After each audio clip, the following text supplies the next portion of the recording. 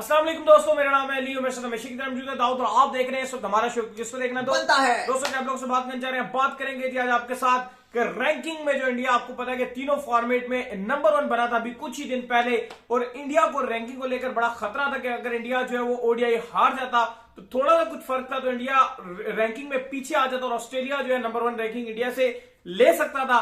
लेकिन बड़ी बात है कि इंडिया ने एक बार फिर से जो है अपनी ओडीआई रैंकिंग को जो है मेंटेन किया है, नंबर 1 पर लाए हैं। बात करेंगे सारे मुद्दे पर। तो अगर आप हैं और चैनल पर पहली बार आए तो चैनल को सब्सक्राइब कर लें और साथ में बेल आइकन को बजाना ना भूलिएगा। बात का आगाज करते हैं नंबर 1 खबर के साथ। तो दोस्तों नंबर 1 खबर जो आ रही है वो यही आ रही है कि रैंकिंग में इंडिया जो है एक बार फिर से टॉप पर आ गया है। फिर से आप कह लें कि नंबर 1 रैंकिंग जो है बचा ली है, अपने आप को रिटेन कर लिया है। नंबर 1 की स्लॉट पे थोड़ा सा ही फर्क था, मिन्यूट से ही फर्क था। अगर थोड़ा सा कहानी इधर उधर होती तो रैंकिंग में फर्क आ जाता था उससे। देखिए, कल जो भारत की जीत थी, जिस तरीके से जडेजा ने ऑलराउंड परफॉर्मेंस दिखाई, विद द बैट राहुल के साथ निभाया और हार्दिक पांड्या की कप्तानी थी शानदार, ऐसा बॉलिंग यूनिट भी इंडिया नजर आया। और उसके बाद टॉप ऑर्डर स्टार्क ने जब शिकार किया तो उसके बाद क्या कमाल किस्म की बैटिंग, राहुल, जडेजा और हार्दिक ने भी कहीं ना कहीं साथ निभाया और इंडिया ने 5 विकेट से जब मैच जीता। जडेजा को मैन ऑफ द मैच का अवार्ड भी दिया गया, राहुल बेस्ट बैट्समैन का अवार्ड ले उड़े। साथ साथ इंडिया क्योंकि नंबर 1 पोजीशन पर मौजूद था, लेकिन सिर्फ 2 पॉइंट्स, 2 रेटिंग मैं कहूंगा सिर्फ फर्क था। 114 इंडिया के थे, 112 आपके जो ऑस्ट्रेलिया उसके थे। चीज इतनी सी थी कि अगर ये सीरीज हार जाता है भारत तो इंडिया की नंबर 1 पोजीशन जो इंडिया ने बनाई हुई है, टी20 में भी नंबर 1, ओडीआई में भी नंबर 1, अभी आपका टेस्ट बुध आ रहा है तो टेस्ट में भी इंडिया पोजीशन ऊपर रहेगा। तो ये सारी कहानियां इंडिया के हाथ से निकल जाती। लेकिन मजे की बात यह थी कि कल जीत के बाद ऑस्ट्रेलियन मीडिया और ऑस्ट्रेलिया का जो ख्वाब था कि इंडिया से हम नंबर 1 पोजीशन छीन लेंगे, क्योंकि टेस्ट में बड़ा तंग किया इंडिया ने, उनको तिगनी का नाच चिचा के रखा था, तो ऑस्ट्रेलिया के पास एक मौका था, एक सुनहरी मौका था कि इंडिया को हराएं और उसे पोजीशन छीन ले। और कहीं ना कहीं इंडिया ने कल के मैच में काफी हद तक एक टाइम पर इंडिया इस लेवल पर आ गया था कि उसे पोजीशन छीनने के करीब आ गया था, लेकिन वो उनके हाथ से चीज निकल गई और इंडिया की नंबर 1 पोजीशन बच गई। यानी साहब, आईसीसी की अगर आप रैंकिंग की बात करें तो इंडिया अब नंबर 1 पर बदस्तूर सरफहरिस्त है, ऑस्ट्रेलिया नंबर 2 पर, न्यूजीलैंड 3 पर, इंग्लिश टीम चौथे नंबर पर आ रही है, पाकिस्तान 5वें पे, दक्षिण अफ्रीका जिसको बोलते हैं इंडिया में साउथ अफ्रीका 6ठे पे, बांग्लादेश 7वें पे, लंका 8वें पे, अफगानिस्तान 9वें पर, वेस्ट इंडीज 10वें, आयरलैंड 11वें और स्कॉटलैंड 12वें नंबर पर। और कहीं ना कहीं अगर जो है वो इंडिया ने ये जो आपको सीरीज इस वक्त खेली जा रही है इसमें ऑस्ट्रेलिया को व्हाइट वॉश कर दिया तो एक बड़े डिफरेंस के साथ फिर इंडिया जो है नंबर 1 पर मौजूद रहेगा और थोड़ा टाइम लंबा सर्वाइव कर पाएगा नंबर 1 पर अगर इंडिया व्हाइट वॉश कर जाता है ऑस्ट्रेलिया को। नहीं, बिल्कुल सही बात है और आपको तारीफ करनी पड़ेगी जिस तरीके से कल इंडिया ने मैच जीते। हम कल भी ये बात कर रहे थे कि हारे हुए मैच को जब आप जीतना वो बड़ी बात होती है, क्योंकि जब आपके 19 में 3 ओम 36, 37, 39 आई थिंक स्कोर था, उसमें 4 विकेटें गिर चुकी थी इंडिया की। वहां से अगर आप गेम में वापसी करें तो वाकई आपकी एक जीत बड़ी होती है, बड़ी कमाल की जीत होती है। और वो आपको जब जीत मिलती है तो कहीं ना कहीं आपके अंदर एक सेल्फ बिलीव भी आता है। और इंडिया ने एक बार फिर चैंपियन की तरह खेला, ये बताया दुनिया को कि हम नंबर 1 है और नंबर 1 की तरह ही खेलना चाहिए और हम अपने घर पर ऑस्ट्रेलिया को भी नहीं जीतने देंगे। और यही वजह बनी कि अब टेस्ट सीरीज पहले इंडिया ने अपने नाम की थी 2-1 से border Gavaskar trophy, even though आखिरी टेस्ट में ड्रॉ हुआ था लेकिन सीरीज भारत के नाम रही थी। और उसके बाद अब ओडीआई की बारी आई तो इंडिया ने पहला मैच कल जीत के साथ आगाज किया था। देखते हैं कि अब दूसरा ओडीआई में इंडिया क्या करेगा, जो संडे को खेला जाएगा। लेकिन उम्मीद यही है कि अगर इंडिया को कल जीत जाता है तो उसके बाद इंडिया सीरीज अपने नाम कर लेगा। लेकिन इंपॉर्टेंट यह है कि ऑस्ट्रेलिया को भी दूसरी तरफ अपना कुंडी फंसा के रखी हुई ऑस्ट्रेलिया ने टीम, उनकी भी खतरनाक है। ऑस्ट्रेलियन हमेशा रैंकिंग में जो भी हो उनकी, लेकिन टीम उनकी चैंपियन है ऑस्ट्रेलिया की, कोई शक नहीं, चाहे वो दूसरे पर हो चाहे वो तीसरे पर हो, लेकिन ऑस्ट्रेलिया जैसे खेलता है वो चैंपियंस की तरह खेलता है। और कल उन्होंने बताया जैसे स्टार ने बोल्ड डाला, जो सूर्या को बोल्ड डाला था, जो विराट को बोल्ड डाला था, वो तो आउटस्टैंडिंग नॉक खेल गए राहुल और गेम को रेस्क्यू करके इंडिया को, वरना ये कहानी आइदर साइड जा सकती थी। अच्छा अली साहब, थोड़ा सा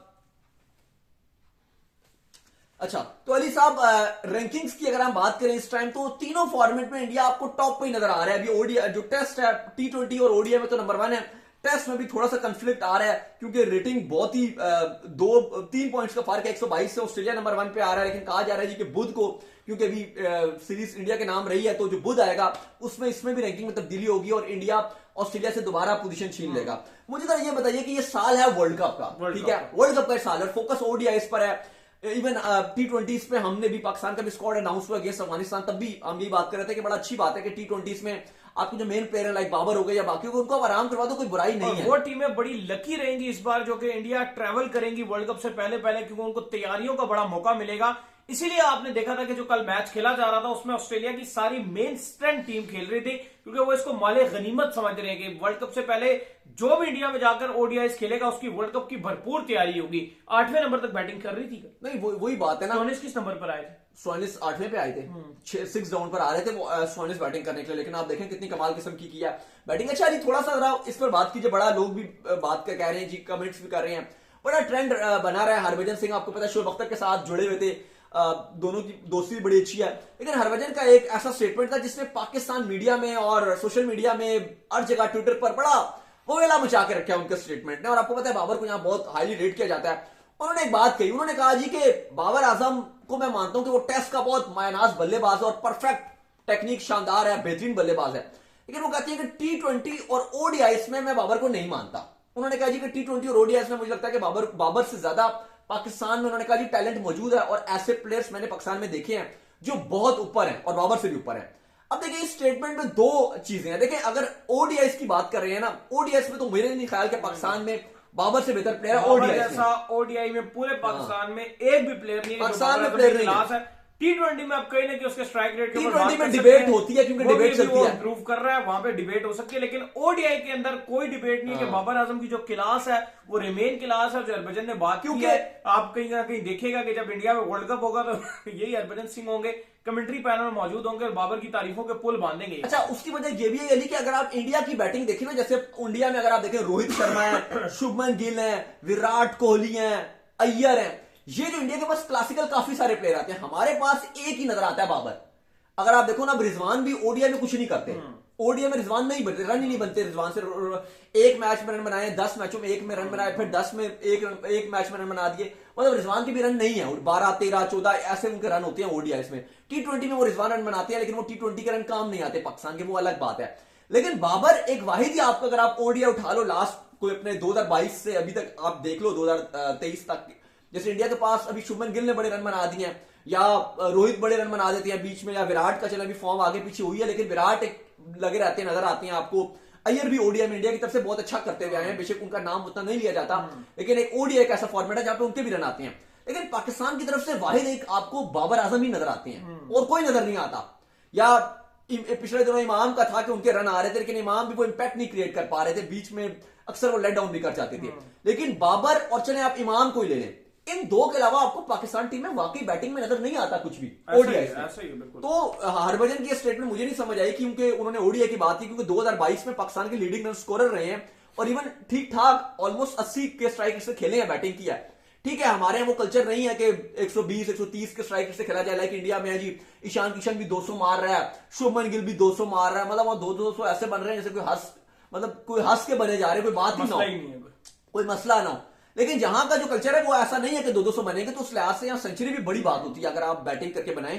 तो उस लिहाज से अगर आप हमारे यहाँ देखें टैलेंट जो है, बाबर आजम ओडीआई का बेस्ट प्लेयर है। हाँ, T20 का ऐसा फॉर्मेट है जहां पर बात होती है कि यार नए यंगस्टर्स की गेम है, लाइक साइम अयूब आया, हारिस आया, तो हम ये बात कर सकते हैं कि यार बाबर, रिजवान, शान मसूद, तीनों जब आ जाती है ना तो फिर गंद घुल जाता है। तीनों की जगह नहीं बन सकती, इनमें से एक की जगह बन सकती है बाबर, रिजवान और शान में से। और मेरे ख्याल से क्योंकि आपको एक चाहिए ना एंकरिंग वाला, तो अगर आप तीनों में से एक को रखोगे तो फिर आप बाबर को रख लोगे, ऐसा ही है, क्योंकि आपको तीनों में बेहतर नजर आ रहे हैं। बेशक रिजवान के रन आपको नजर आएंगे थोड़े बहुत, लेकिन वही बात है कि रिजवान के जो स्टैट्स हैं लास्ट 10 मैचेस में, मैं 10 नहीं बात कर रहा, ओवरऑल 10 बात कर रहा हूं, जो नॉकआउट मैचेस आते हैं, चाहे वो सेमीफाइनल हो, चाहे वो प्ले ऑफ हो, चाहे वो फाइनल हो, चाहे वो पीएसएल का हो, चाहे वो एशिया कप का हो, चाहे वर्ल्ड कप का हो, इंक्लूडिंग ये ऑल नॉकआउट मैचेस।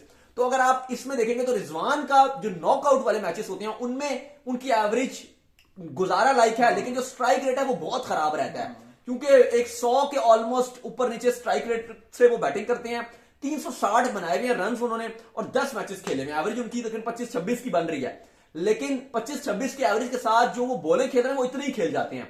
तो अगर आप बड़े मैच में ऊपर से आके 25-26 बॉलें खेल जाए, बड़े मैच में जहां पे आपको वो प्रेशर लगा हो, आप ऊपर से आने का मतलब ये कि आप पावर प्ले की भी 25 बॉलें खा रहे हो, आप मतलब पहले 10 ओवर में अगर आप 25 बॉलें खा रहे हो, तो फिर कहीं ना कहीं आपके ऊपर जो आप पूरी टीम को प्रेशर में डाल देते हो। तो ये थोड़ा सा एक आप बात डिबेट कर सकते हो, लेकिन जो ओडीआई फॉर्मेट है, मुझे लगता है कि हमारे पाकिस्तान के पास बाबर से बेहतर कोई प्लेयर है। और उसकी सबसे बड़ी वजह भी है कि बीपीएसएल चल रहा है, हमने देखा है, ठीक है वो बाउंड्रियां छोटी हैं, विकेट बहुत फ्लैट थे, लेकिन बात हकीकत है कि बाबर से बेहतर आपको प्लेयर नजर नहीं आता पाकिस्तान में। वो अलग बात है कि हमारे यहाँ तो पहले बैट्समैन ही नहीं थे, हम तो उस तरह की सिस्टम में रहने के मिसबा थे, वो खेल रहे हैं अपना अलग, वो हमें अभी भी याद है वर्ल्ड कप 2011 का मैच इंडिया के अगेंस्ट लगे हुए हैं, स्ट्राइक वो जो रिक्वायर्ड रेट है वो उस्मानों को छू रहा है, मिसबा सब अपनी बैटिंग कर रहे हैं, मिसबा ने पूरे कैरियर में सेंचुरी नहीं मारी। सही कह रहे हैं आप। अब मिसबा के फैंस इस पर आके क्या बोलते हैं, वो कहते हैं जी वो रेस्क्यू करते थे, वो कहते थे जी वो 8 ओवर में मिडल में आ जाते थे। आप मुझे बात का जवाब दें, जो बंदा पूरे 40-45 ओवर खेल रहा है वो सेंचुरी क्यों नहीं बना सकता? जो 45 ओवर खेल रहा है, 40 ओवर खेल रहा है, हमने तो देखा है जो नीचे से आके लोग बैट सेंचुरियां बना देते हैं। तो आप ये कैसे कह सकते हैं कि जिसने 40 ओवर पूरे के पूरे खेल लिए वो सेंचुरी नहीं बना रहा? तो ये भी बड़ी अजीब सी रही है। हम डिफेंसिव बहुत खेलते रहे, तो उसमें अगर हमें उस डिफेंसिव माइंडसेट से निकल के अगर हमें एक बाबर आजम मतलब हमें एक बैट्समैन नजर आता है, तो मेरे ख्याल से तो वो बहुत बेहतर है, बहुत बेहतर नजर आते हैं बैट्समैन। तो ठीक है, लेकिन आई होप कि आप जिस तरह से आप इस पीएसएल से हमें नजर आया कि कुछ पाकिस्तान में भी टैलेंट नजर आया, बहुत सारे आपको ऐसे लड़के नजर आए हैं, साइम अयूब है, अब्दुल्ला शफीक है, मोहम्मद हारिस है या हसीबुल्ला है, ये ऐसे यंगस्टर्स हैं जिनको आप टी20 में अपने ग्रूम कर सकते हो। क्योंकि हमने हमेशा देखा कि इंडिया में टैलेंट बहुत निकल कर आया है, बैटिंग में भी निकल कर आया है, बॉलर्स भी बड़े निकल कर आते हैं। वो अलग बात है कि इंडिया की उस तरह से तारीफ नहीं की जाती, बॉलिंग में अंडररेट रहता है, लेकिन बड़ी बड़ी बॉलर्स ने इंडिया को मैचेस जितवाए हुए हैं, तारीखी मैचेस जितवाए हुए हैं। लेकिन बात हमेशा बैट्समैनों की होती है इंडिया का जब भी नाम लिया जाता है। लेकिन अब कहानी ऐसी है कि इंडिया के पास बॉलर भी निकल कर आ रहे हैं, लेकिन हमारे यहाँ भी वही कल्चर है कि हमारे यहाँ बॉलर्स की बात होती रहती है। लेकिन बात हुई है कि शाहीन को आप देख लो, पिछले से पिछले मैच में पोलार्ड ने पीएसएल में लपेट दिया, कल मोहम्मद हारिस ने लपेटा लगा दिया, फिर हमारी बॉलिंग समहाउ कभी कभी बहुत एक्स्ट्रा ओवररेटेड रहती है। और हमेशा बात करते हैं कि हमें अपनी बॉलिंग में और भी जरूरत है। अब आप मुझे बताओ ना, आपने अभी तक जो मैंने कि अभी इस पीएसएल के अलावा आपके पास 3 बॉलर्स के अलावा कुछ चौथा फास्ट बॉलर है पूरे पाकिस्तान में? आपने किसी को तैयार किया है? क्योंकि आप चांस ही नहीं देते।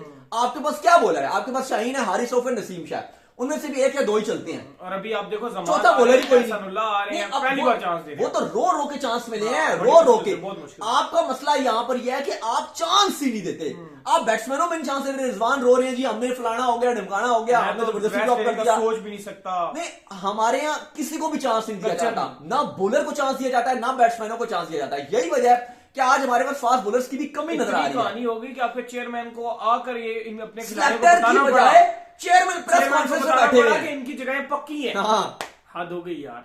तो चलें जी, उम्मीद करते हैं आज हमारे शो आपको आएगा पसंद। आप वीडियो को लाइक कीजिए, हमारे चैनल को सब्सक्राइब कीजिए, साथ में बेल आइकन को बजाइए और एक और काम कर लीजिए, वो ये कर लीजिए, फेसबुक हमारे फेसबुक को फॉलो कर लीजिए, लिंक डिस्क्रिप्शन में। Bye bye,